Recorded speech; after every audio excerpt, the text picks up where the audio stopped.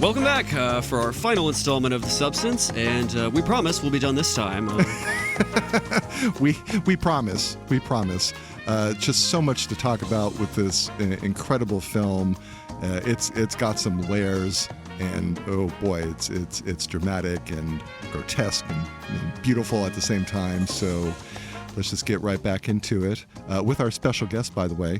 Hi, Basil. Hey, I'm glad to be back.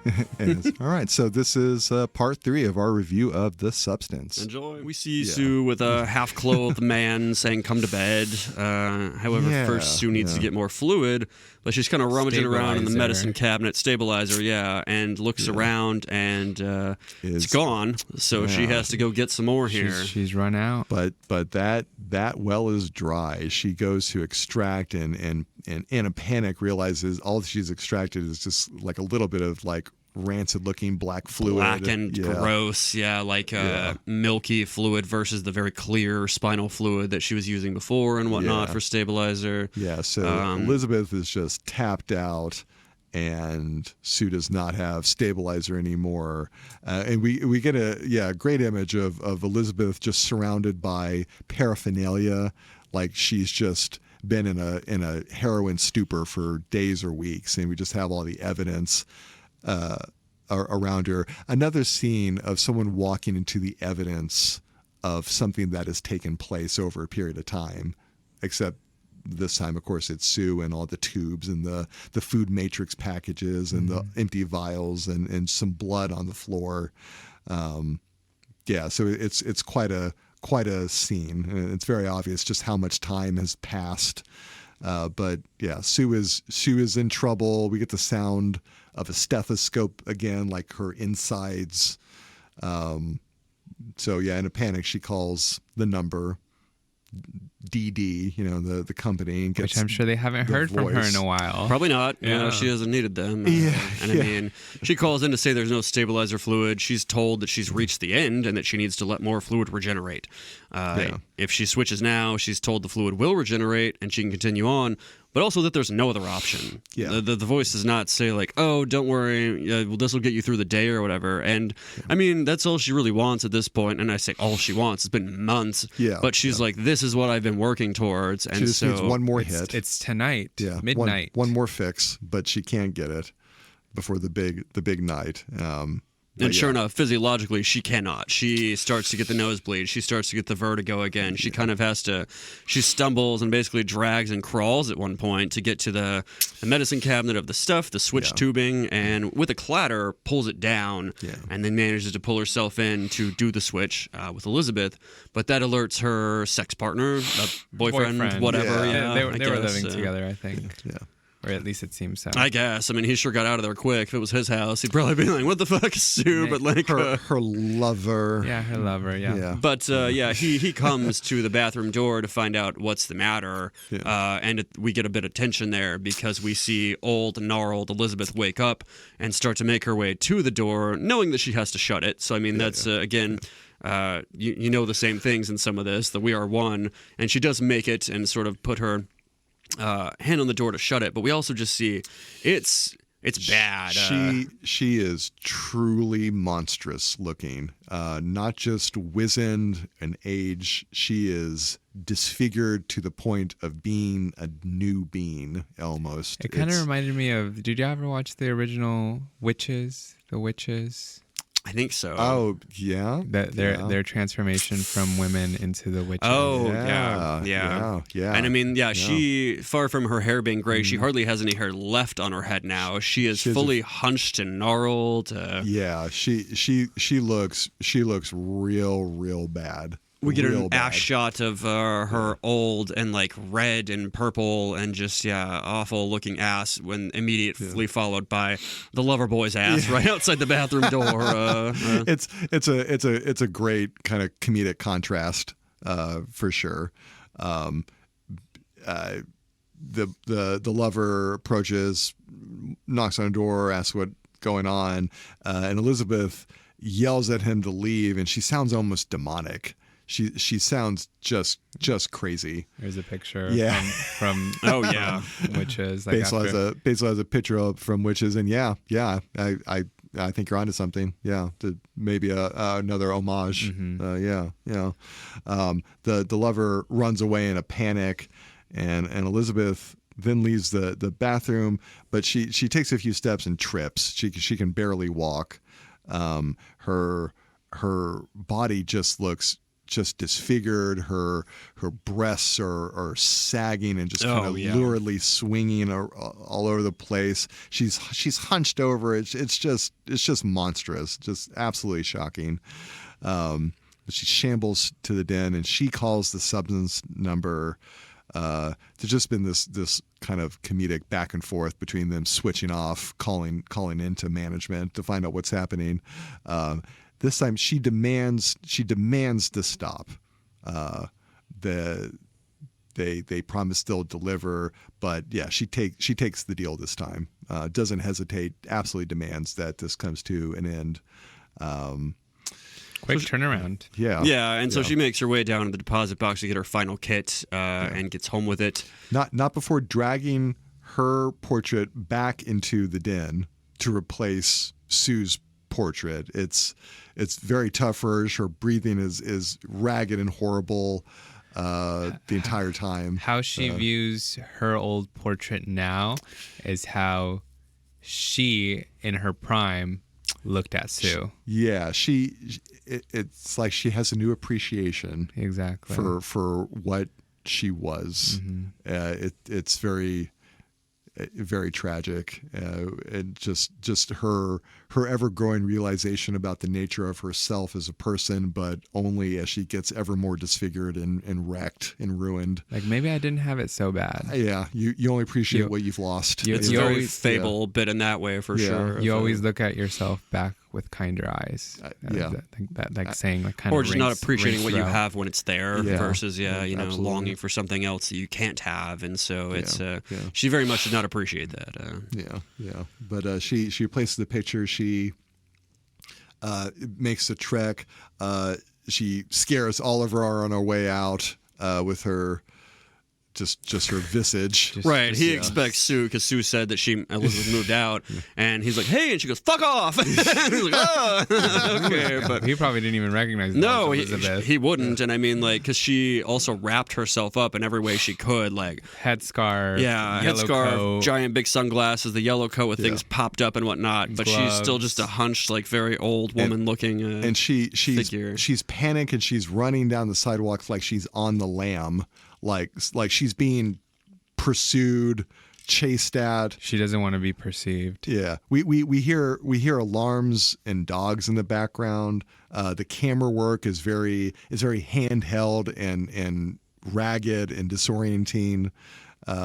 So yeah, it's just full panic mode as she's out in public looking like she does. But she gets the package. She makes it back home.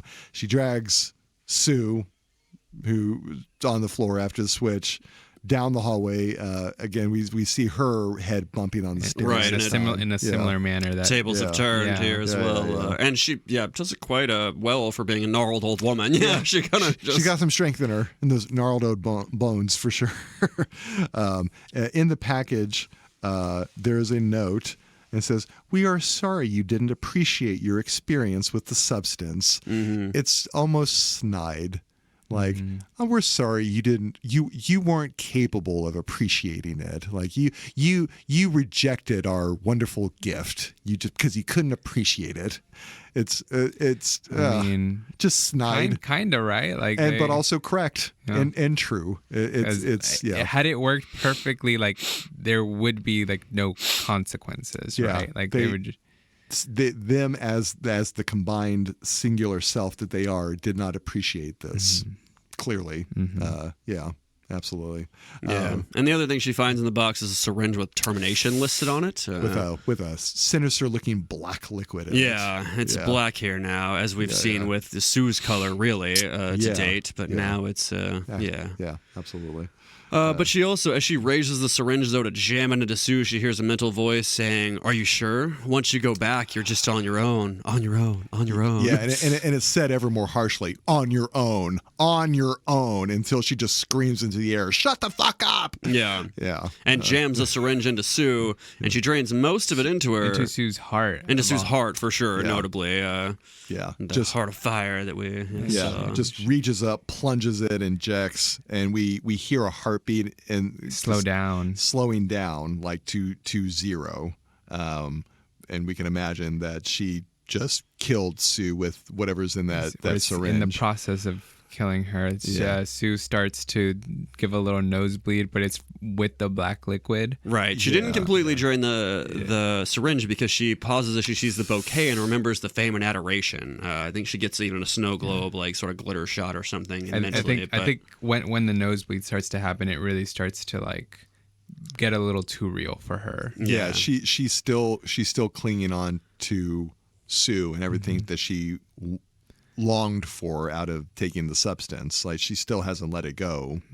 And notably, this is the first time we hear her say, as she can't finish the job, she needs Sue because she hates herself. Yeah. And then she says, "You got to get ready. It's our big night." But again, I would argue the "you got to get ready" is it's our. Like, there's still it's separate and the same. Like, I think it's both, frankly, in these instances. It's very sad and pitiful, and a line in particular. "I need you because I need myself." Like, ooh, and she says, "You're the only lovable part of me. You have to come back as well. You're the only lovable part of me." Oh, which that one took me aback a bit because it's just a little on the nose commentary about trying to hang on to your youth and thinking it's the only good thing about you. A lot of people struggle with that. They think it's the only lovable part about them, and Elizabeth sure as fuck did, frankly. And society keeps proving that it's true. I was gonna say she wasn't shown any other option. She keeps getting the worst confirmation about this just over and over again. Again, it's a social horror film too, in addition to body horror. Absolutely. So so she just can't let go of Sue. So she tries to revive her. Sue is bleeding out. She does some hokey pokey, like on the fly. Yeah, thing. She's like, "What's gonna work?" Yeah, so she starts improvising here. She gets the switch kit and tries that, which does revive Sue, but they're now both awake at the same time. Well, she tries it as the usual, like on the arm, and it doesn't work. And so then she jams it straight into the heart where it does begin to work. And, Sue starts coughing, and eventually they're both awake. Yeah. For the first time, they're both simultaneously awake and present at the same time, and the reactions are great. They're mirrors of each other. Like, they both are startled and discuss it at the same time. They both, how could this happen? Yeah, they both, but they're mirroring each other just perfectly in their reactions, even though they couldn't look any more different. But yeah, again, they're the same person. They're reacting to the situation in the same way, even though they're both basically like opposite sides of the mirror. They both seem afraid of each other, and they perhaps should. They have great reason to be. Sue is tragically dependent on Elizabeth, and Elizabeth is being killed by Sue, and so that's when Sue notices the syringe on the ground with the big termination letters on it, and flies into a rage upon seeing this, realizing what she just tried to do. And just attacks and slams Elizabeth up against her portrait of herself. She kicks her. She does a lot of chest kicking, and there's really a lot of kicking in general, even if it's not in the chest. But yeah, she's very strong. She's very powerful. I mean, it is a stronger, better version of yourself. So I guess they did sell that part. Elizabeth is just ever more ruined after all that's happened, and so she gets slammed up against her portrait, but Elizabeth grabs a vase and smashes it on Sue's head and is able to get away while Sue is stunned. And so Elizabeth is running down the hallway and Sue is in hot pursuit, kind of like T-1000, got some T1000 vibes from the way she's running. The way she's running, certainly stone-faced and arms very active, and like she's just propelling her down the hallway.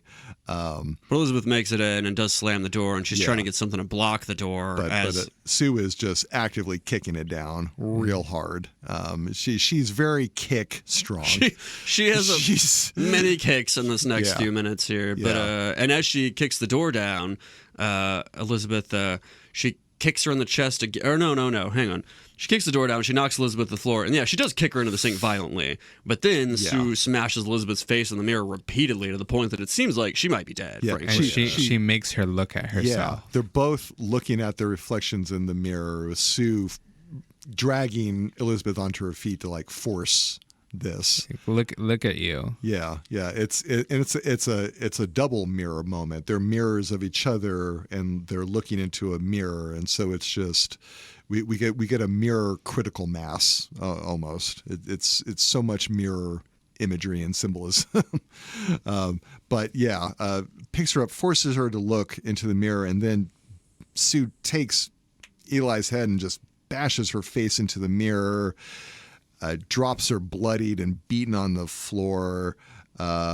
Elizabeth pitifully tries to crawl away. There's just blood smeared everywhere, and Sue is just lording over her. It's very savage. I think she begins to just kick her in the chest. Well, she makes it in the living room. Yeah. This is another moment of, oh my God, she's strong, because she does stand up in the living room, Elizabeth, and then Sue kicks her clear across the living room entirely, where she lands on the opposite side of it into a glass coffee table. Yeah. And this is where she just kicks the shit out of her ribs, and essentially starts beating the shit out of her. It's super savage. Very animalistic. Lifeless. Yeah. She does not stop this time. She goes until she is down, dead, blood's popping out of her in various orifices.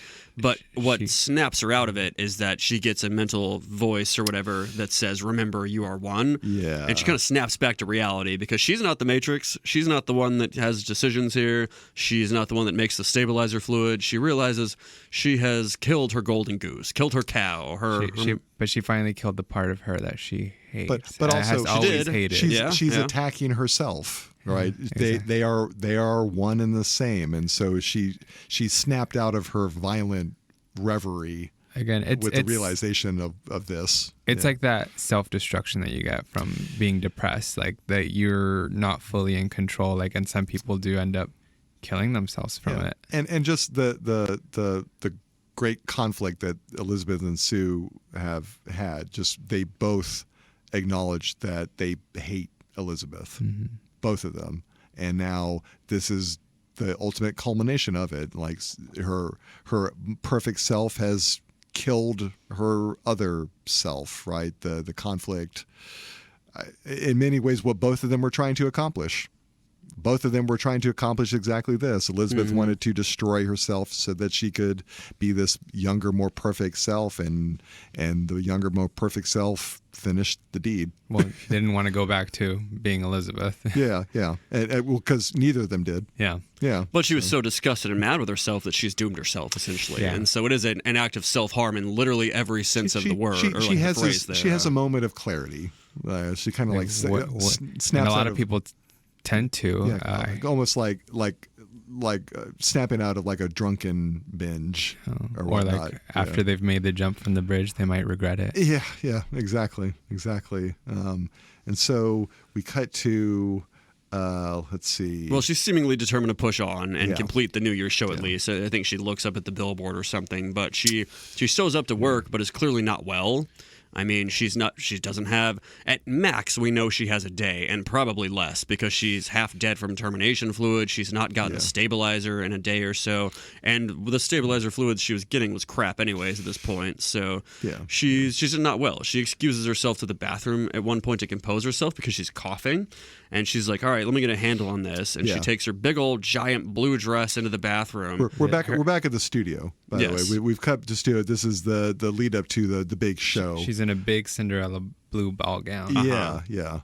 But as she excuses herself, she goes and looks at herself in the sink, has a violent coughing fit, and out pops a tooth. Yeah. And she seems to not even want to like. She doesn't want to acknowledge that. Acknowledge it because she picks it up and has a closed fist in it for so long, and it's just like, please don't be a tooth. Please don't be this. Like.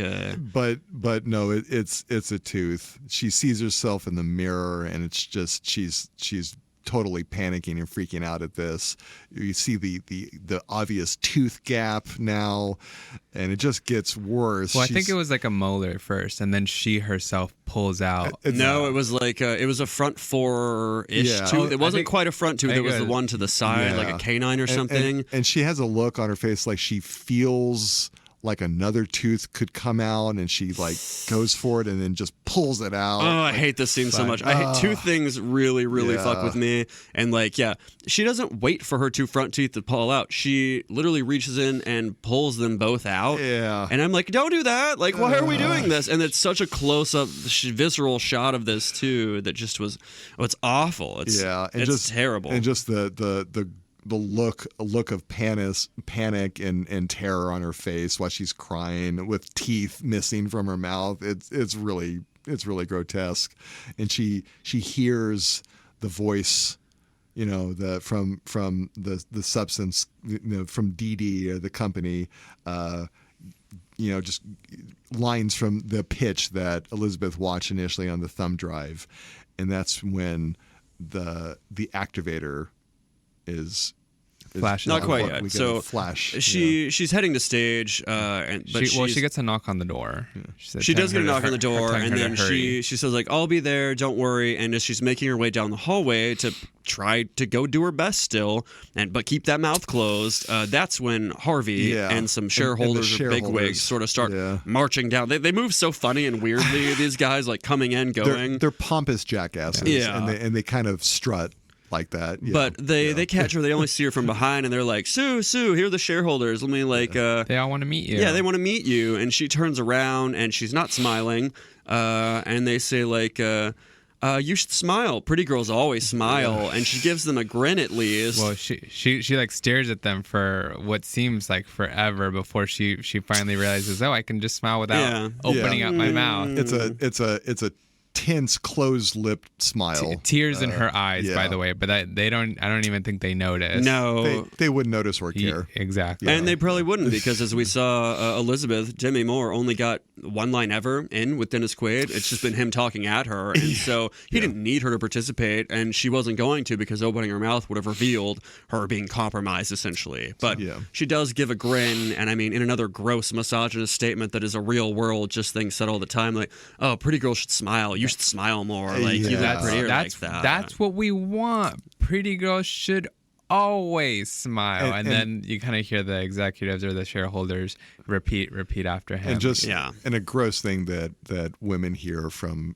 young girlhood throughout their lives: smile. You know, smile. That thing just happened to me like last week at the club. Yeah, I was at Roundup, and some guy like comes up to me, and as he's excusing himself, he like grabs like my waist side, but like really hard, like, and I was like, oh wow. And then he comes around and grabs the other one, and he starts rubbing both his hands up and down, and I'm like upset at this point. I'm like, who?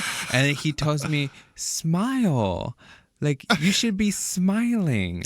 And I'm like, gross. I'm like, what is going on? And I'm like, I just want this to be over. So I give him exactly what Sue gave them, and I give him just that. He's like, yeah. He's like, yes, smile. And I was like, I'm smiling. What more do you want from me? I thought this would get you to go away. Yeah. And so I'm like, totally relate. And I was just like. Gosh. You and your girlish charm. Yeah. Just, you know. Exactly. I mean, I feel like femme guys in the gay community struggle with a lot of the same things that women do and are held to very similar standards. Oh, I understand that. Or I mean, I believe you.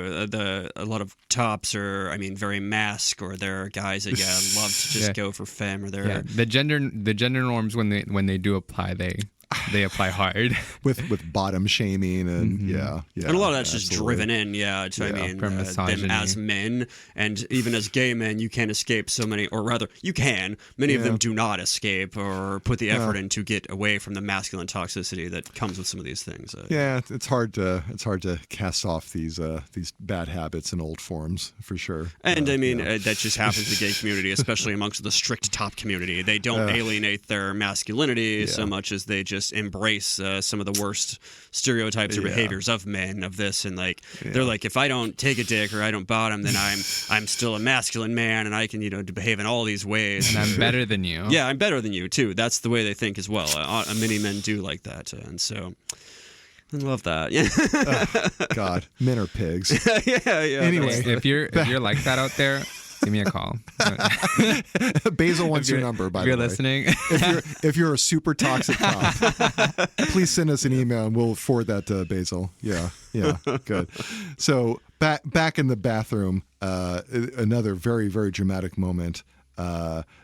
Sue, she does the unthinkable. Sue keeps on pushing these boundaries, keeps on improvising when she shouldn't, keeps on crossing lines when she shouldn't. She breaks every rule, and she finally breaks the very last one. She activates a second time. Before this, though, she's still getting away. After she flees Harvey and the people, she goes in the elevator, and that's when she pushes the button to get down, and her fingernail cracks up, and then she peels it off, and another visceral I forgot about this. You don't have to do that. Maybe just leave the tooth or the nail there till it falls off. But she peels it off, and then as she's doing that, her ear falls off and into her hand. I also relate to that because of how much I've been playing pickleball. My toenail has been shifting back and forth, and from the friction of playing, and it got to a point where I just grabbed at it. And I just started pulling. Thank God. I thought your ear fell off. You were like, I relate to this. Yeah. I put it back. It's fine. I never really played pickleball. I'm a little worried. Jeez. Yeah, you're not selling it to us on this podcast. Sounds terrible. I have this. I'm in Pride Sports on Tuesday. Wish me luck. I'm in the playoffs. I made the top 4 teams. So wish me luck. Good luck with that. I'll leave my balls unpickled. Keep yourself intact. Thank you so much. So she's just falling apart. Literally falling apart piece by piece. Has to hide it from a guy that gets in the elevator, puts her hand over her ear. So now she's closing her mouth, hand over the ear, has to put her hand down to the nail and stuff. Her perspective is delirious, and the camera work and makes it everything shaky and blurry. The colors are very hot and odd and out of control, and it's the same dizzy vertigo sort of thing we've seen. And I guess she lives close, because then we next see her in the bathroom at home, because that's where she has to be to find the activator. She flees outside in a kind of a delirious panic and it runs for who knows how long. It's not very clear, but she finally makes her way back to her penthouse.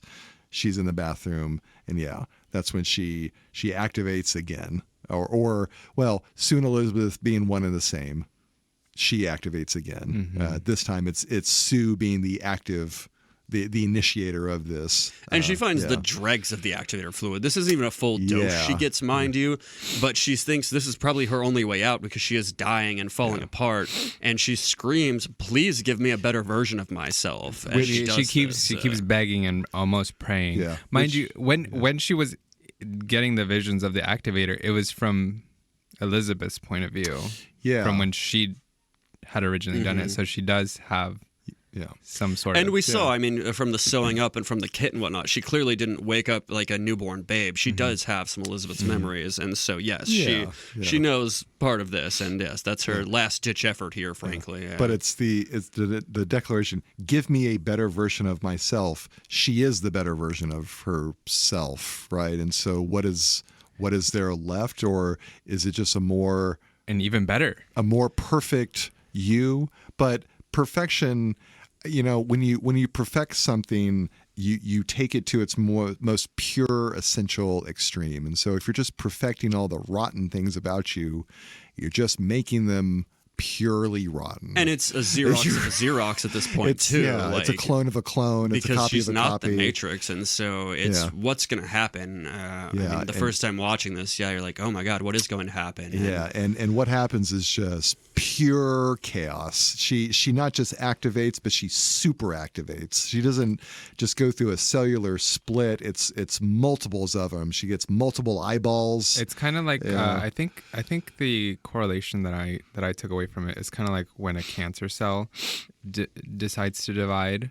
Yeah, and that way it gets all mutated. Yeah, well, it's like healthy cellular division versus cancerous division. Yeah.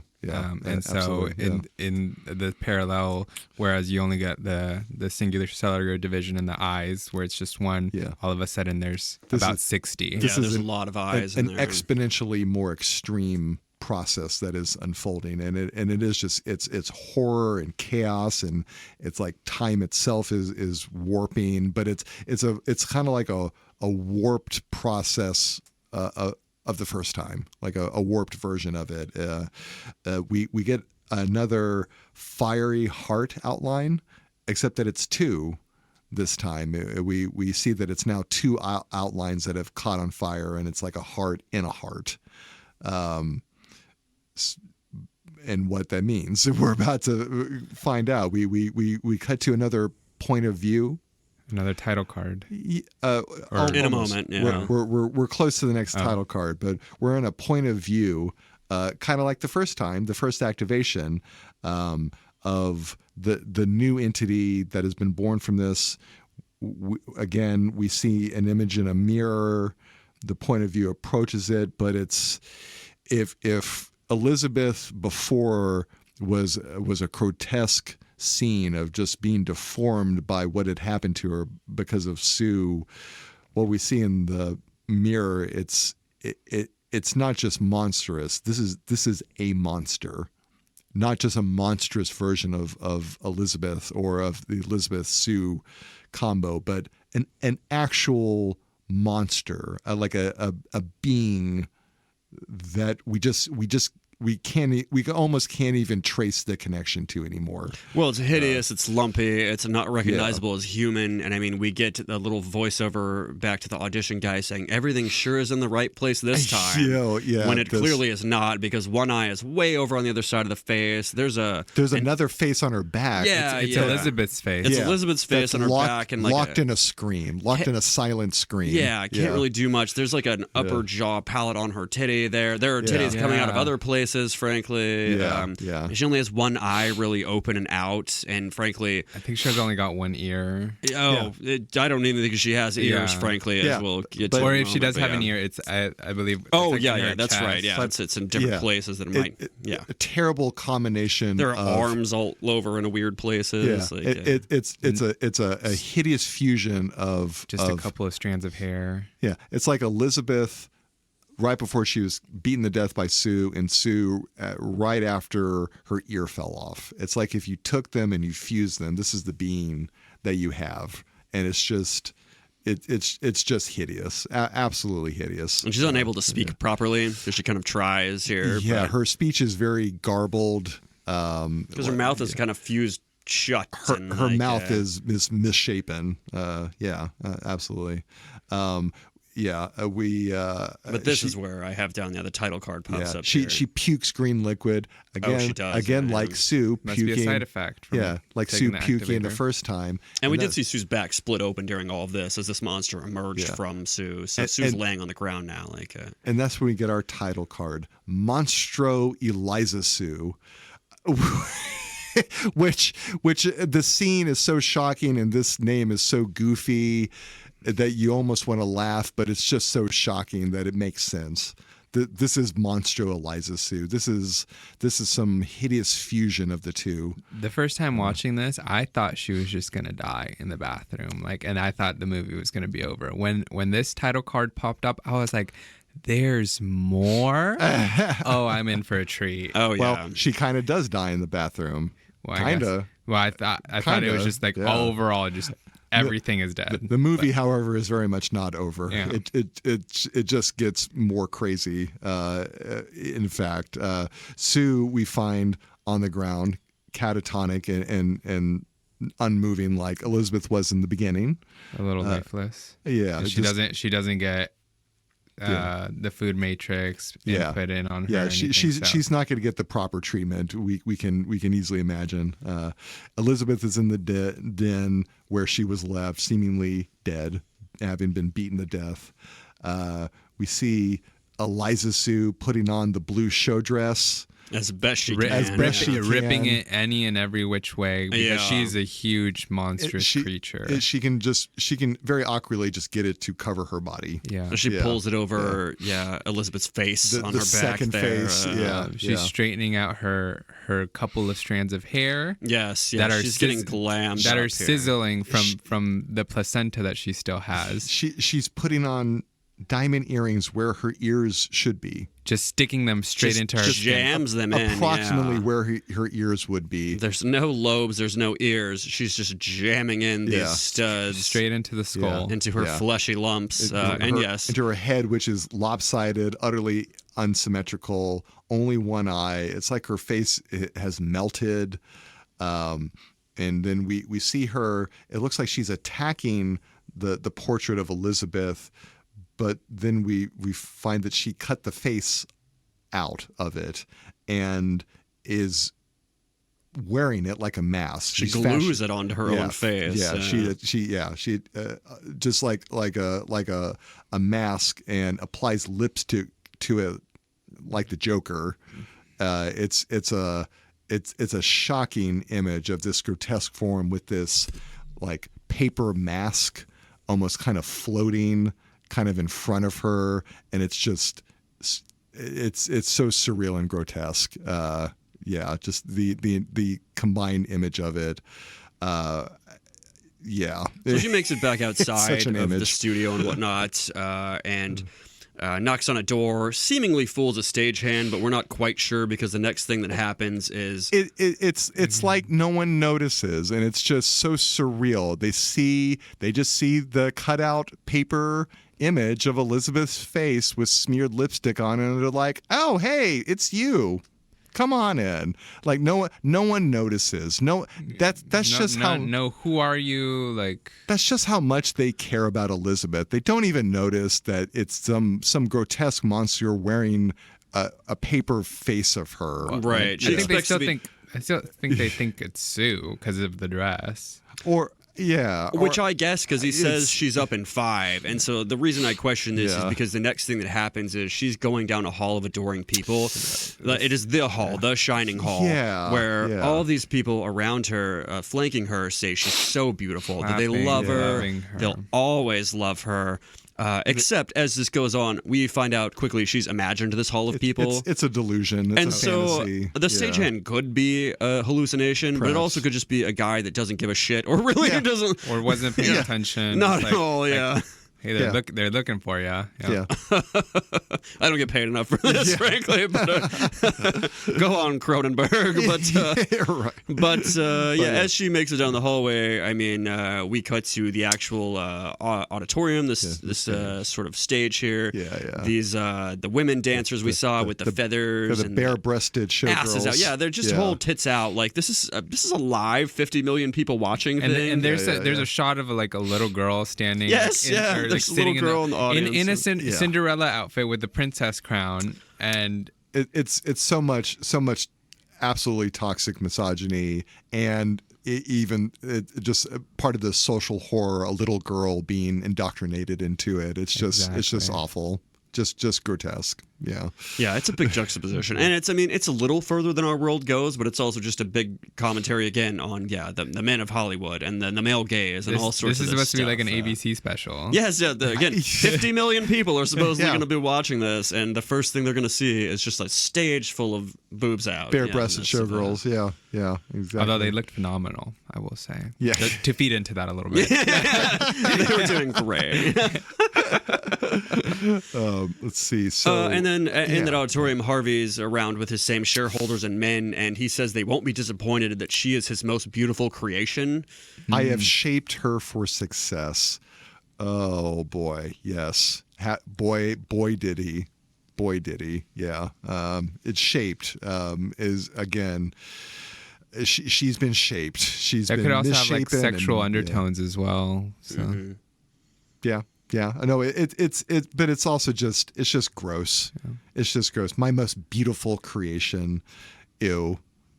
But also how ironic, because there's been a lot of creation going on, and in some ways, Eliza Sue is his creation. Oh, it absolutely is. It really is. He had a direct hand in a very powerful way. He did shape her into this. Yeah, he really did.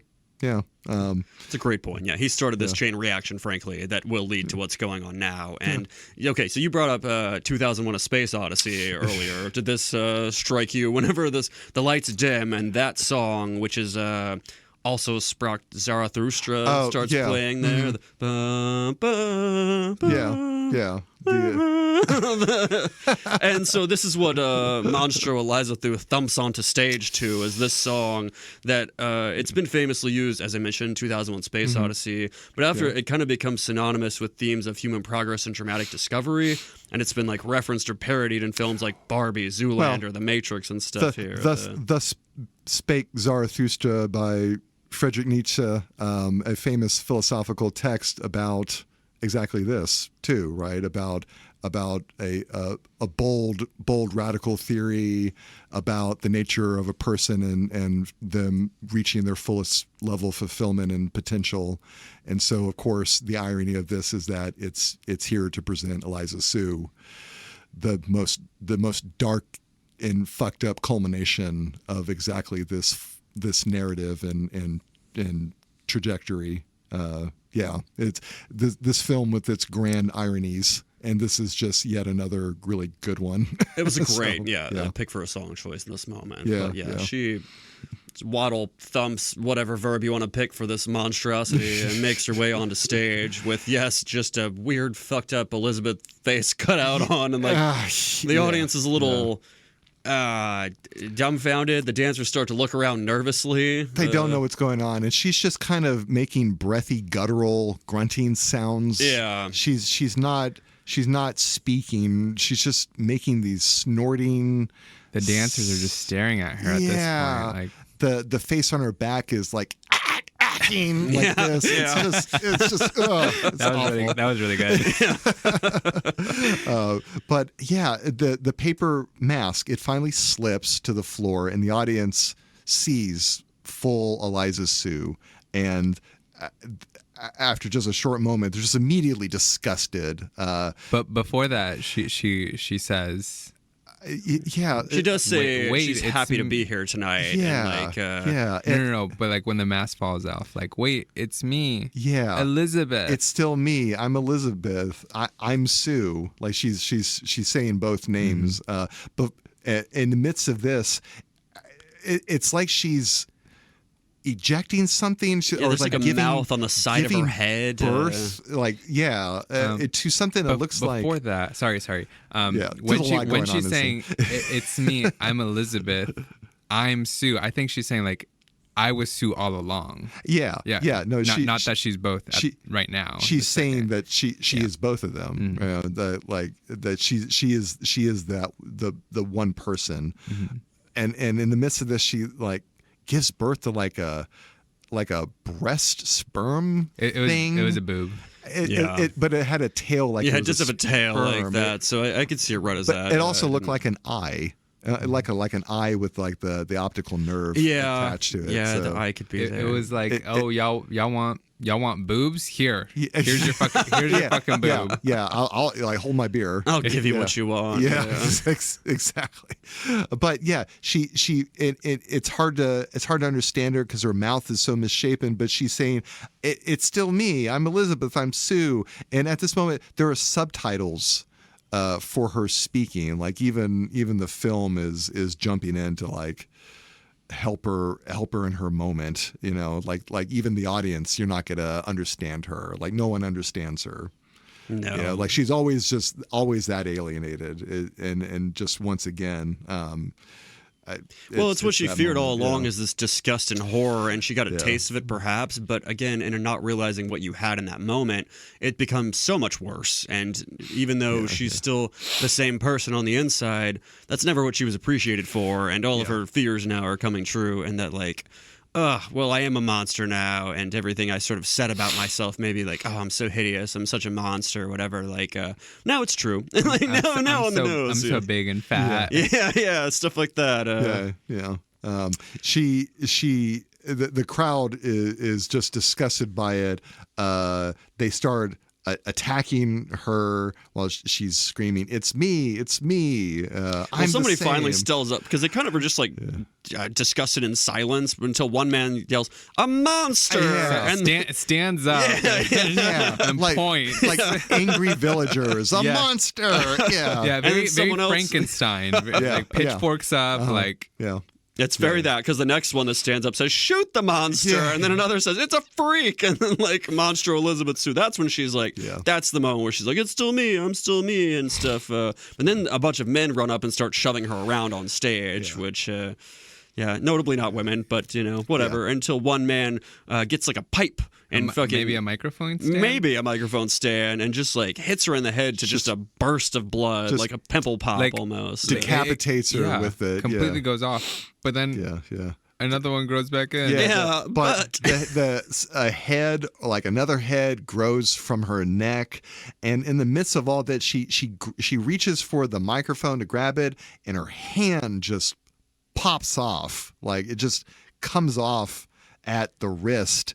And it's just a blood geyser from her arm, and she's just spraying the entire room with blood. Carrie moment. Yes. Very, just going to a Guar concert, frankly. There's heavy music that starts up, like the mosh pit's about to happen. It's just blood everywhere and chaos and heavy metal. There are voices of all the smarmy men throughout the movie, and their awful quips about women's beauty and their fertility. We get the smarmy casting directors. We get Harvey, the producer. Just all these awful comments. Just kind of a voice montage of them. Yeah, I like the one where when her boobs now are on her face or doing something, she gets the too bad her boobs aren't in the middle of her face instead of that nose. Pretty girl should always smile. She gets at 50, it stops, and then the audience sort of rushes for the exit, but everything and everyone were coated in blood as Monstro just rotates on stage, just dousing everybody in her final show. Even the little girl. But she's just crying. Yeah. But it's also a great, like, I'll show you moment. The constant implication that a woman's beauty is tied to her fertility, and when she no longer has that, once passing menopause, she no longer has her beauty. She is dried up and whatnot. But in this moment, she couldn't be more bloody fertile, and she is just hella proving it. She's just bleeding all over the place. It's like she's still got it in the most fucked up way possible, right? But she demonstrates her blood. It's an incredible amount of blood. Like the whole auditorium and like audience is just doused in this. I think, if I remember correctly, I believe 50,000 gallons of blood were used for that. I would believe it, frankly. It looks like it. The next place she goes is the Shining Hallway, also known for its elevator of blood gushing out and stuff. But and we're very close to the end of this. So she shambles outside, and just runs. She falls and just falls apart. Just basically comes apart at the seams, just all bloody and just pieces of flesh. It's like she fell over and shattered into fleshy blood. It was 36,000 gallons. Oh, well, now I'm not impressed. A meager 36,000 gallons. A paltry sum, But she collapses into a bloody, fleshy heap pile on the of sidewalk. viscera and just organs and stuff. And somehow her face is still alive. Elizabeth's face. Yeah. Elizabeth's face is still alive, and it like walks of its own accord. It like crawls of its own accord out of the fleshy octopus pile. on land, sort of. Kind of just stretching and contracting muscles, moving her along. Yeah, we see floor. the signs of struggle on her face as her fleshy face, whatever, is crawling across the sidewalk. But we find that we are at her star on the sidewalk, her Hollywood Walk of Fame star. And the fleshy face of her crawls to the star and is looking up at a peaceful starry night sky, and it's like the one moment of peace. She gets some euphoria. She's imagining her adoring crowd and the sparkles falling down upon her as this happens as well. And the people are saying she's so beautiful, loved, and irreplaceable again in her mind, and it's all she wanted, really. But also, not at all what she wanted in this bit. It's very tragic. I think in that moment she got enlightenment. It was a little late. A little late. She had to basically lose absolutely everything. Everything and lose herself, yeah. Literally. But she was always in there. Yeah. She's only face and the flesh that surrounds it, but even then that finally drains through the cracks in the sidewalk and dissolves almost into kind of a slurry. And then a street sweeper comes into a by. Red blood thing, just like the ketchup we saw earlier. And so this is a straight full circle. Like if the full egg circle, scene, if the tiny little egg scene at the beginning wasn't there, it would literally be first and last shot are very, very similar. But yes, then they also get the street cleaner coming in just to really add insult to injury. Then, you died on your star, but also you're nothing and you're gone now. Nobody cares. The star at the beginning and then at the end are kind of like the two eggs, right? They're one and the same, right? They're both. It's a start point and end point, but they're the same point. It starts with this inglorious hot dog ketchup stain, and she ends kind of the same. And then the sweet streeper comes by, and she's gone. Everything that was left is just gone, and it's just her star, cleaned and unblemished again, but she is gone. Kind of like what she wanted all along, to be clean and unblemished and to be perfect, but for her to annihilate herself. And she got what she wanted, ironically enough. And that's the final shot, is the cracked yet clean star of Elizabeth Sparkles. It goes back into the thumping electronic music for the credits and whatnot. And that's the substance. And what an amazing film. What an and amazing it's great. film. Yeah, I mean, just the feelings you're left with at the end of this and the way it descended. As I mentioned, Universal backed off of this film because of the ending and because of how it went. And so maybe they did envision something like ending at the bathroom scene like you thought versus a geyser of blood and a Cronenberg. Well, and this weird... Coralie Fargeat stood her ground. She's like, I'm not changing it. This is the film. You take it or you leave it. And that's how it ended up in Mubi's hands. They bid the most after Cannes Film Festival and stuff, where it got an 11-minute standing ovation at the end of this. So I heard Frankenstein got a very similar standing ovation. Oh, the one coming out now, Guillermo del Toro's. That's the one. Very good. God, I hope it's better than Nosferatu. Yeah.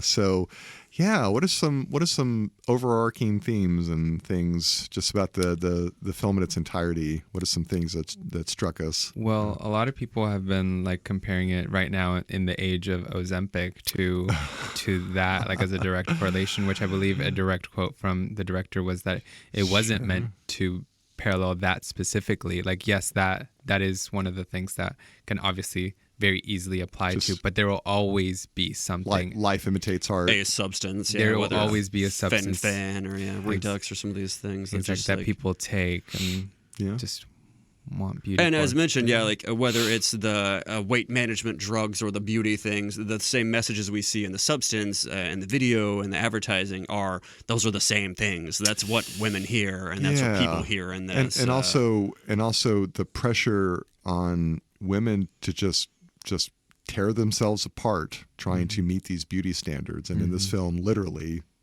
she is torn in two in her desperate attempt to keep to these standards that society demands. Plastic surgery is on the rise like never before. Like everybody is getting something. I mean, I've gotten. Did you see 28 Years Later, the recent one that came out? No, haven't. I need to watch that. There's a boy that grew up on like an island alone because he was in the quarantine zombie, but somebody from the mainland comes in and shows him a picture of his girlfriend with like the bee sting lips and whatever and plastic surgery, and he goes, "What's wrong with her?" Like it's just a way of like, how far we've come, or what a beauty standard might look like to certain women, or like what you're told to look like with the Kardashians and Jenners and all sorts of things and whatnot. And I mean, it's very true. Many women are molded essentially, whether by the men around them directly or indirectly, into becoming what they think they should be, or what makes them feel bad about themselves. They try to destroy, much like we saw in this movie and whatnot. Just the objectification, the reduction to these crass elements, just the dehumanization in the midst of it all. This film really, the social horror, the body horror is visceral, and the imagery is very powerful. But what just makes you feel so uncomfortable in this film, it's the social horror part. It's the reason why Elizabeth is doing this to herself. That's what's just terrifying, that someone would annihilate themselves as per their request and desire to fulfill the worst that society has to offer. It's just, oof. I always thought, like, I got a rhinoplasty, and so I always thought, like, before I got it, that I was like, oh, I'm gonna regret this. I'm gonna look back at myself with like kinder eyes. But I look back at pictures and I'm like, God, my nose is fucking ugly. Like, I'm so glad I got that done. Same. It changed my life. I got my mom's nose not in the best way. It's like, I'll just check that a little bit down. But no, I mean, it's there's pressure because, I mean, you're treated differently, much like we see Sue get treated in that way. And I mean, as much as this was the male-dominated Hollywood industry stuff we saw, how women have to navigate that, there's also just like the overlooking and mistreatment of women in general outside of Hollywood at times if they don't conform to specific beauty standards. And also women mistreating themselves in the midst of all this too, and that's even more tragic. It's the self-harm and self-annihilation that is a part of this. So, and I think that's the underbelly of, I mean, the phrase that we see in their little workout videos where it's like, take care of yourself, because they can say it, but they didn't internalize it or anything. It was sort of like just vapid and empty ultimately, because they sure didn't take care of themselves if they were one, and like the antagonistic nature they had. And I mean, like, the self-hatred and things that come up in that.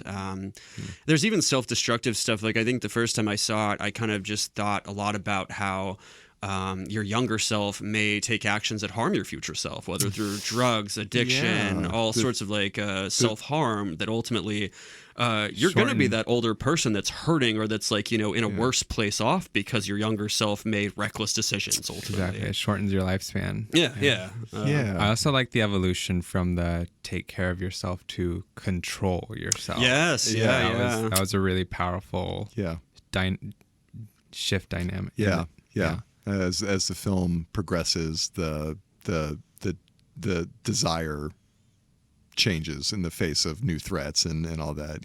And or I mean, the young thin hotness was threatened by somebody that was kind of getting happiness where they could through food or whatever, and took it out violently on them, or took it out in a way that was like, you're not conforming to what I think you should be as a beauty standard, and I'm going to punish you for it. And that also happens. I mean, because women that can be happier than men, I mean, frankly, that's just they're kind of trying to find happiness where they can, are often just treated much worse whenever they're just lapsing a little in like the societal expectations of them, frankly. Just the demand of herself to engage self-control, but so much of this film is about what she is not in control of at all, and it's just society. She's in the midst of something that she just helplessly cannot control. I'm gobsmacked by like the amount of stories I hear and read about women getting praised the most by like their mother or their aunts or their close family relatives when they were struggling through like an eating disorder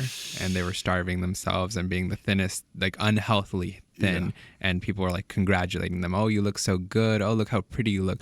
Or maybe if they've recovered from that, they're like, oh, look how good you look back in this picture and all that. Yeah, absolutely.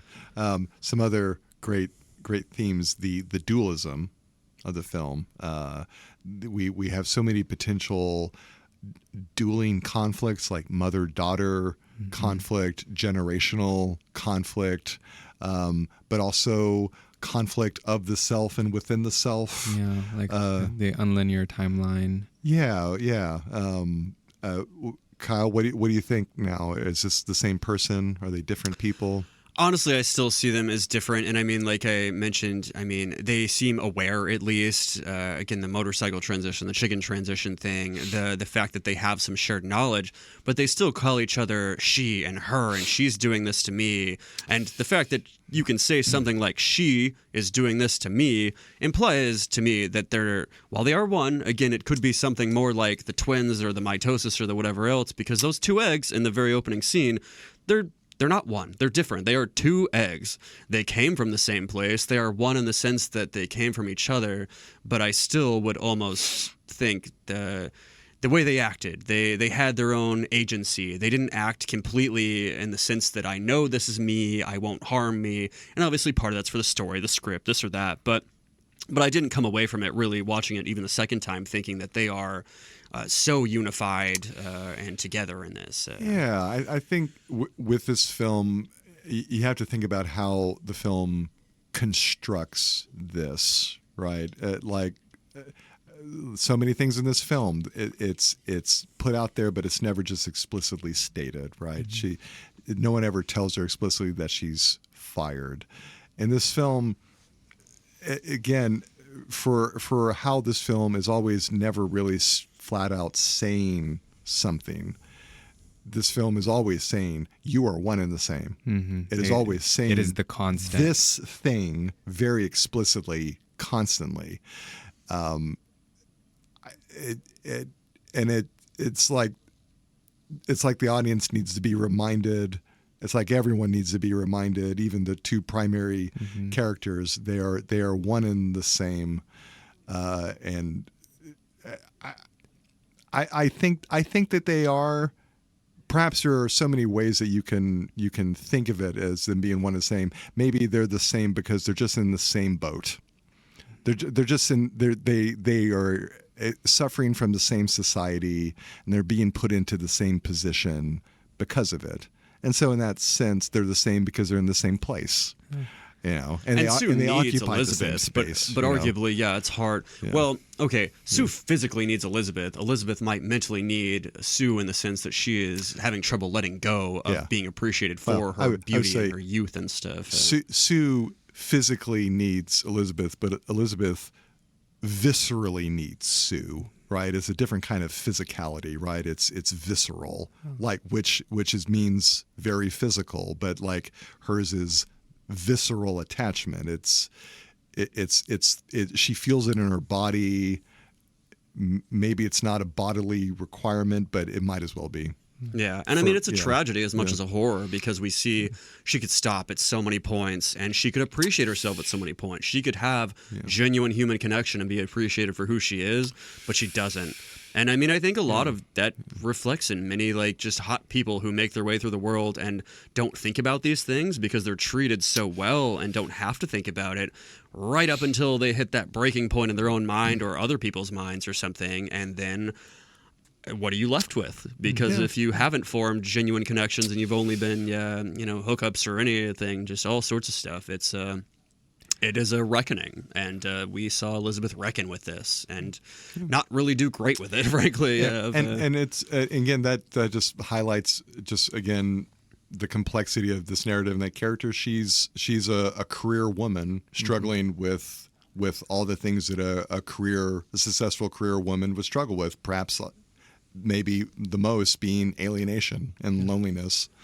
Yeah. So when I look back like on my life and maybe like some of my hardships, I often like when speaking out loud or talking to people, I'll often say, oh, like the struggles he went through, like I'm not saying me or myself, like he, like that poor that Basil, like sure. He, yeah. And yeah, like Tommy said, like the constant reminders of they are one. I think, again, I've made this clear that I do think that they are one.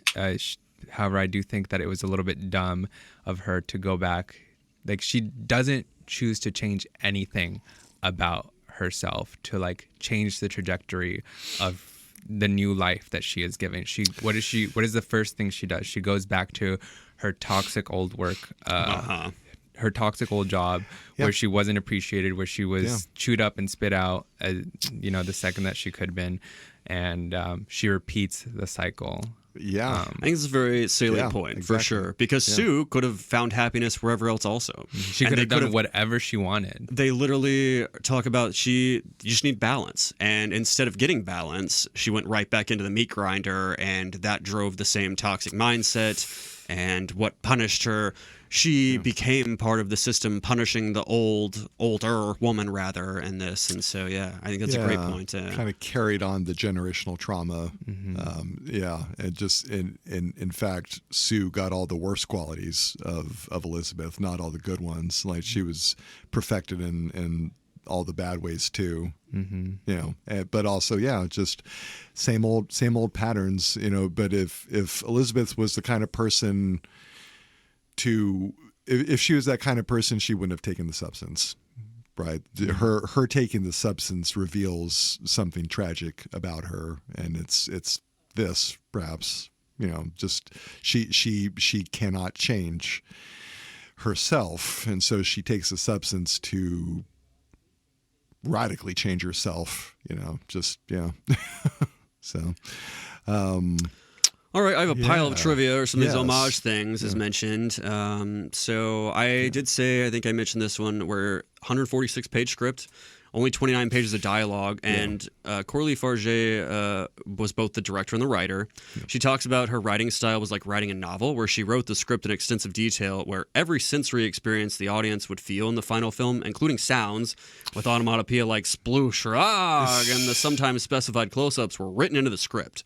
And so she wrote a very deliberate thing. This was not to talk down to the cinematographer or whatever else, but like she had a very clear vision in mind as to what this was going to be. She had the visual as well as the audio fully in mind, and it shows. Like the visuals in this film are very powerful, but the audio, the sound design is great. It's so good, and it's just so many great moments of the sound design tracking the thematics of what's happening in the scene, right?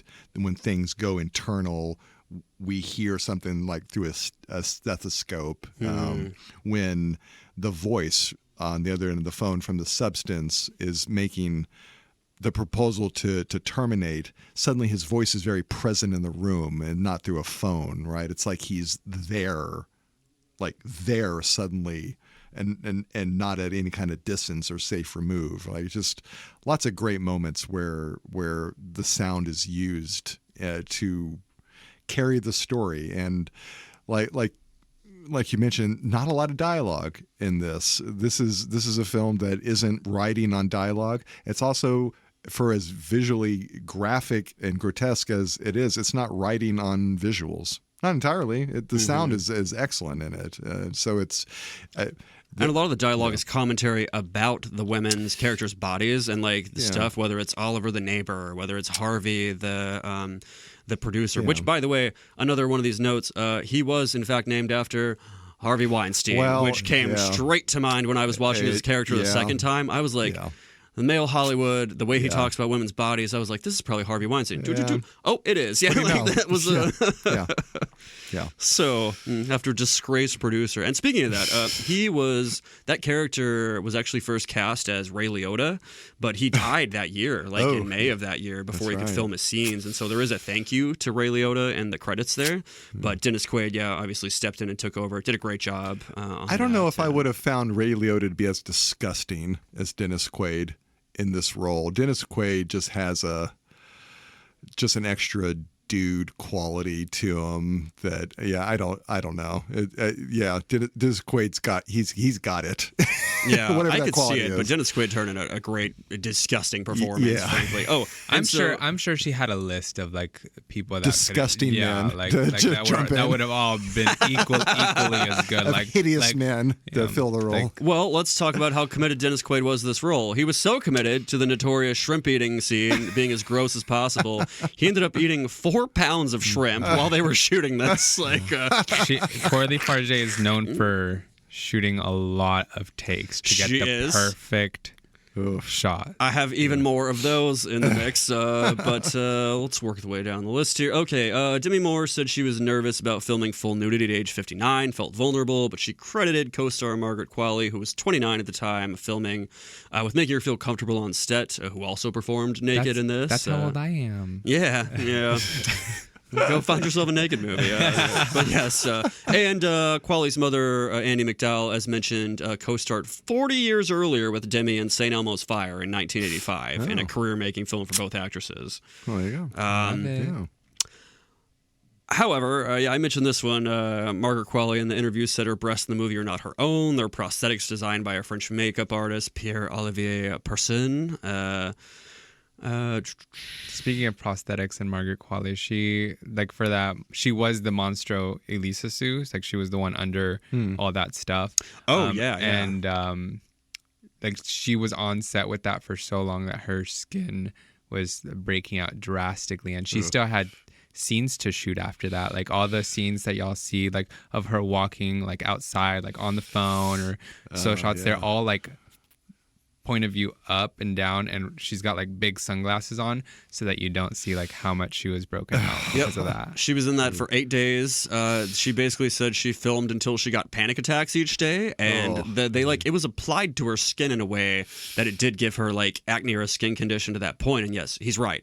These like upskirt shots or these outside shots, I noticed like she had one face shot left in there from it, but it's so fast or whatever, it probably didn't see anything about it. But absolutely, there was committal to this.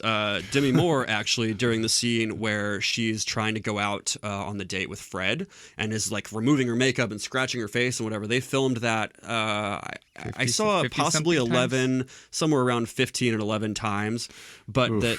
The makeup department eventually was like, we have to stop. Like, she is literally like, her face is raw. Like, she's committed to this. And so, yeah, that's another example of Coralie being like, let's get the right thing. And like, and it was great being in the end. But yeah. The great effect, but yeah. Both actresses ended up with skin conditions essentially at certain points throughout the movie. They suffered for their craft. Yeah. Beauty is suffering, yes. There you go. Ugly is suffering too. Wow.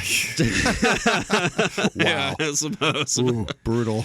Demi Moore talked about how that's cold-blooded.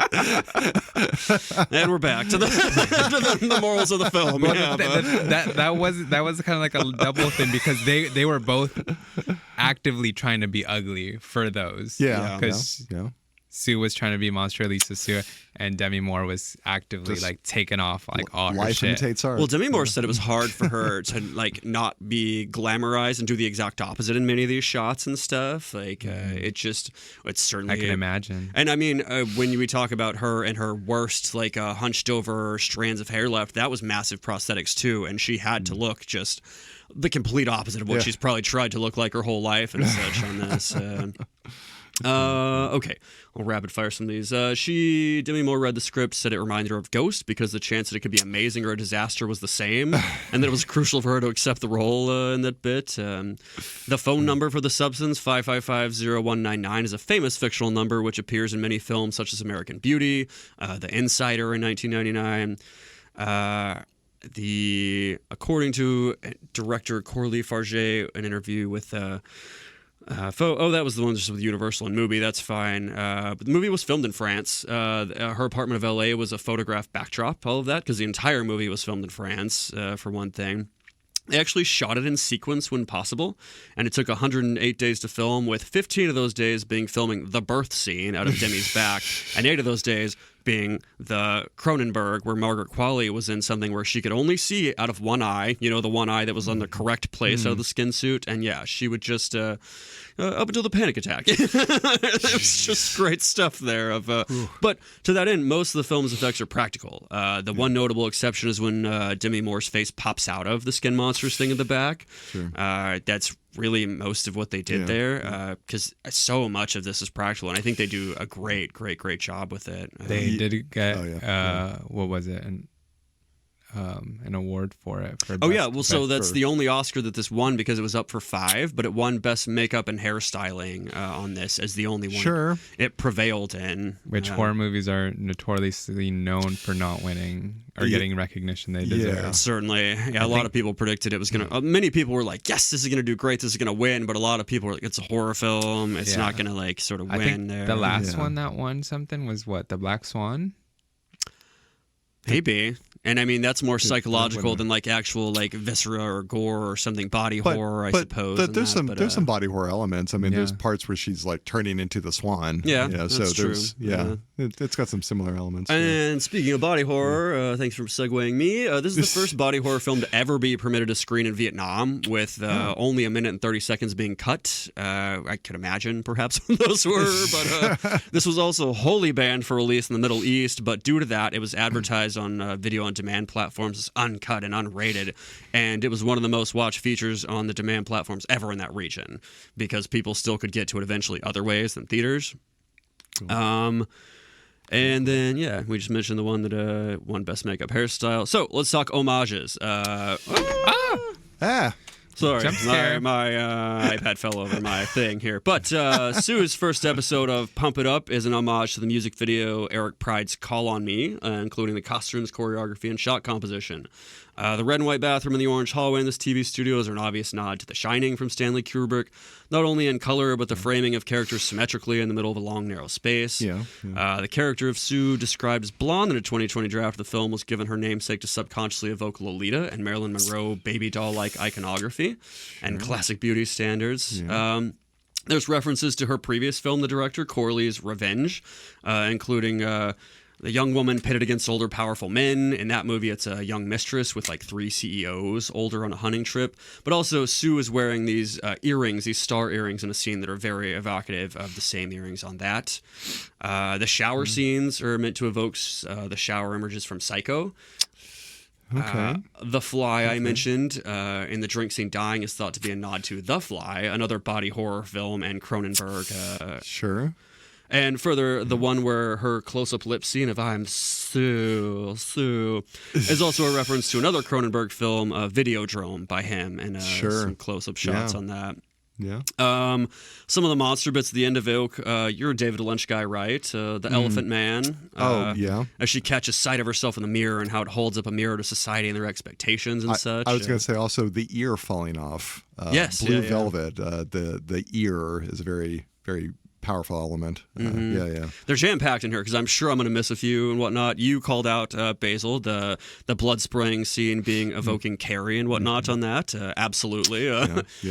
She gets her revenge in that way on all of that. One scene uses some soundtrack straight up from Alfred Hitchcock's Vertigo, and there are parallels with Judy becoming Madeline in that movie, and the interplay between those two women in that regard, sort of making her into the beauty standard that was Madeline on that. There's a shout out during the Dennis Quaid scene where he mocks Elizabeth and says what was her Oscar win for, King Kong, both an old movie reference, but also Jessica Lange, the star there, has been very outspoken about female ageism in the industry and has turned in some of her best performances in her later years, kind of turning that on its head of the you have to be young and hot thing. And then the giant picture of Elizabeth in her apartment and her damaging it over time and stuff are a nod to the picture of Dorian Gray. Sure, yeah. Where that, gets more damaged over time, reflecting the soul and the psyche becoming more horrific and hideous and whatnot that. And I mentioned the Ned Ryerson, the Groundhog Day thing that I caught on that as well. But sure. Yeah, I mean, it's amazing that they both had such a unique and individualized film while also just shoving all this stuff in, and all these sort of nods and homages, to great films and I mean, 2001: Space Odyssey had a couple things as mentioned as well in that, or it's It's great stuff. So, do we want to do cast and crew or gayest, straightest moment, I suppose, here? Because that's all we got left. Well, we've kind of gone over the cast, and we talked about the director extensively. Yeah. I'll say one thing about the director. She kind of just... in her interview, she's talking about aiming to continue the feminist themes developed in her previous movie, Revenge, which I kind of want to go watch now because I haven't seen that one. But including what it means to be a woman, she began writing The Substance in her 40s, a period where she was confronting very negative thoughts about her relevance and her appearance. Mm-hmm. And she kind of said she started thinking of these voices in her head like, now your life is over. No one's going to care about you. And so she described the process of making the film as a way to confront and release the internalized violence tied to societal expectations about her body and her aging, using the body horror genre as a weapon of expression. Yeah. And so I thought that was at least a great description and poignant. Oh, yeah. She does an amazing job of sledgehammering these themes into our minds. This is just her second film actually she directed. She was a writer on some projects previously, but she also became the 9th woman ever to be nominated in Best Director category on this. So on her second film, getting Excellent. Best Director nod. She deserved it. Yeah, no, absolutely. Yeah, no, absolutely. She really nailed it. Yeah, and Demi Moore got an Oscar nomination for this as well. Was also a first for her. I was going to say it was her first time. Yeah, she has a Golden Globe win for this film, which was her first major win in her 40-year career on this as well. She's known for, Ghost and Decent Proposal, a whole lot of other things. But she also faced direct ageism because she was not only in the industry, she dated Ashton Kutcher for a while with the big old age gap thing there, and people called her mommy and, plastic surgery and just being really under the microscope for that. And so that was part of why she was really great for the role and was seen as really a popcorn flick actress for much of this and in her limelight in Most Beautiful Times. And so she lived this, and it is a great sort of pairing where this ended up on that. For an actress, her age as a woman has been very much in the tabloids and in celebrity culture, maybe more so than most other actresses, if not just about any other actress. Just like Demi Moore and the discourse about her age and her womanhood. I just, for that reason, what a great cast, just because she brings all this cultural capital, all this cred to this. Yeah. And I mean, her first credit was in 1981, but Dennis Quaid's was in 1975, as mentioned, as Basil was saying, how he is older than her, and men can be older than women in Hollywood specifically, or at least it's getting better, but for the longest time you had Sean Connery out there being 50 or 60 with running out the latest 20-year-old or whatever for him in the Bond movies, to just absolutely ridiculous extents in some films. And this film definitely serves up quite a bit of that, for sure. So, And then I'll call out just Margaret Qualley. Her first thing was in 2013. As mentioned, her mom was Andie MacDowell. Dennis Quaid was also in movies with her. He starred in Dinner with Friends and Footloose with her as well back then. All great stuff. So what do you think on our gayest moment and or straightest moment on this? What's the gayest moment? What's the gayest moment? I think the gayest moment is like the pump it up music video, or like the pump it up show like that. We would love that. I think being convinced by a super hot twink to take drugs. Yeah. All right. Yeah. The dancers in the pump it up. I'm gonna keep calling it a music video because that's what it looked like to me. But in the pump it up show, they look pretty gay. And during the prep, they were doing splits, and you could just see their junk and all that. And I was like, okay.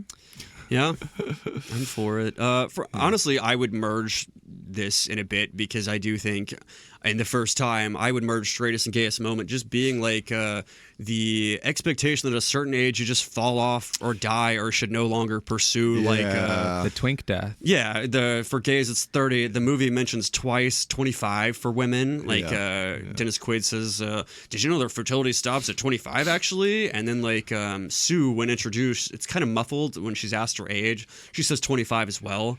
And so if we take that to Demi Moore or Elizabeth, internalize that because she heard that in the bathroom, perhaps, maybe that's why 25-year-old popped out, Sue, of this, because I think Dennis Quaid's, I think Harvey, he mentioned like 25 is when a woman peaks, right? Like peaks at their fertility. Mm-hmm. Yeah, and I mean, so women and gays, whether straight or gay, often just face this wall that they're looking at. 30 was scary for me, for sure, because I mean, there's so many people or profiles and dating apps that are wherever like, don't even message me if you're over 30, or like you're just you've lost all value to me. Or it's so ridiculous. And I definitely had this moment when I turned 30. I panicked big time. I got into a relationship with a real sack of shit just because I was 30 and I was scared. And when I look back on it, it's just like, oh my God, how ridiculous. But yeah, 30 hit me pretty hard, because that's just, the cliche, or the joke is that's gay death, but it's also kind of true. And I hope that this gets better, because it's so stupid. It's so stupid, but just people are stupid. Yeah. One of the mean ones I heard, it's kind of funny in the recent times, is calling after twink death, a twink became a twas, which is like, oh God, oh no, womp womp. Yeah, it's just Jesus. Sorry to discuss this in your 29-year-old face, Basil. I know. But I'm sure you'll be okay. You're fine. This won't happen to you. I try not to worry about it, honestly.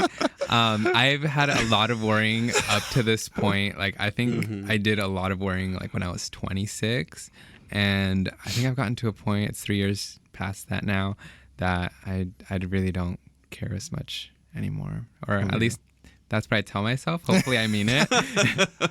Well, you can be 29 forever. A gay 29 means nothing. Mm-hmm. It means nothing at all. I got carded the other day, and the first thing one of my friends told me when this happened, while I was retelling the story, was, for like a drink? And I was like, no, for a rated R movie, because that's what it was for. It was for Demon Slayer. Excellent. That's rated R? Mm-hmm. Oh, gosh. I guess they do decapitate people. Yeah, there was a lot of gore in that, yeah. Wow. All right. Yeah. Well, yeah. You don't want to be with somebody that thinks that anyways, for the most part. But yeah, it still hurts to scroll past those things when you're above the age, and you're like, oh, I'll just go fuck myself. So, be kind to yourself. Yeah. I guess final question. Who here would take the substance? Yeah. I just got to ask. I would absolutely take it. You wouldn't hesitate. I didn't even finish the question. I would. No doubt. But like now, or like at a certain? Okay, not right now. But I would like. I'm enjoying myself right now, so I could imagine myself like looking back and being like, I want to experience that again. Hopefully I would be mentally stable enough to where I could respect the balance. It's a balance, yeah. I'd be very worried about generating a younger version of myself with like all of my essentialized qualities, because that'd probably be kind of terrifying and scary. I fear. I don't know if I'd want to see this or look into this mirror. So I probably wouldn't. Or just have them be a little shit to you, various ways and whatnot, like what happened. So I don't know that I would, ultimately. I mean, I'll figure that out. But there's twink death, and then there's your daddy hatch. So where you become hatched out into your older hot self. Exactly. I don't know if I'm going to get to that. You want the mustache? I can't grow that. I'm fighting it tooth and nail. I'm not ready for anyone to call me daddy at all. I'm not. I'm still not. I'm 44. I'm still not there. I don't know when that point's going to hit. Oof, yeah. That'll be me. Yeah, shit. Maybe I will take the substance. Actually. I think you talked me into it. What? I didn't even say anything. All right. Well, consider that for yourselves, viewer. Yeah. And if you haven't seen the movie, well, I don't know why you listen if you haven't, frankly. But spoiler alert. Yeah. Stop what you're doing and go watch the film. Yeah. Wait. Yeah. Anyway, Basil, thank you very much for coming onto the show, and great recommendation. What an awesome film. Thank you so much for having me. I look forward to coming back for the next female. You'll have to think of another gripping film. I know you dangled Midsummer. You know, we can I could do Midsummer. I could do the Black Swan, Pearl. Didn't you say you had a whole category of like Atta-girl films? Yeah, what'd you call them? Exactly, like the good for her films. Good for her films. Yeah. Midsummer definitely falls into that category. Yeah. Good for her. And I know this one wasn't exactly good for her, but like it was at one point in the movie, like yes, you go, girl. Good for one of her. Yeah. Half of her, yeah, depending on what you're. Yeah, we'll have to review the next Good for Her film, and Midsummer, that's another awesome film. So yeah. Well, as mentioned, Basil is in the Neighborhood. It's out there on the YouTube Dallas Voice channel alongside check that out. Episodes. Post the YouTube channel for the Dallas Voice. But he has a podcast-related storyline in that, and has a dark secret if you want to discover it. Yes. frankly. What is that dark secret? I'm afraid you'll have to check it out and find out. So yeah.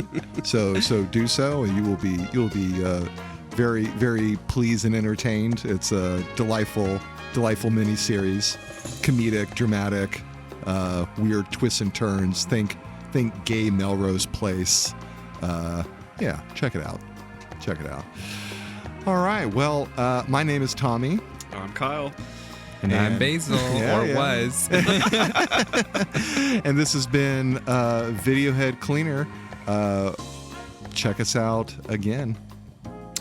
Until next time. Yeah. And in the meantime, take care of yourself. Yes. Take care of yourself out there.